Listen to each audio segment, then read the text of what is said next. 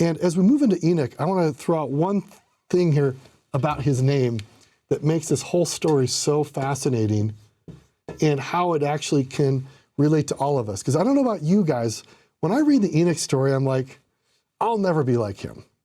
And I'm not really sure that's the whole point, for all of us to have the same exact experience as Enoch. And yet, like we saw a few sessions ago, the story that Moses has individually with God, Moses represents the every person, that we can see ourselves in Moses, that we too can learn our identity as a child of God. Enoch is something similar. Enoch in Hebrew means dedicated or consecrated. Now, you might be familiar with the Jewish festival of Hanukkah, where they dedicated or consecrated olive oil. They lit the menorah so they could actually dedicate the temple. And the word Hanukkah comes from the same word for Enoch. Why did I bring this up?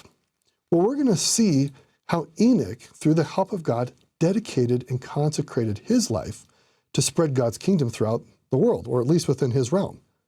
So maybe you're not 65 and feeling like a lad that is unable to speak the truth. Wherever you might be in your life, you can be dedicated to God. You can be consecrated to his work. If you have taken the baptismal covenant, that is a form of consecration. You are an Enoch. If you have partaken the sacrament and you dedicate yourself to God and promise that you want to live his covenant path, you are dedicating and consecrating yourself. You are an Enoch. So as you listen to this story, let's glory in the amazing experiences that the prophet Enoch had, and then let's listen to how can we follow his example to be more consecrated and dedicated to God and his work.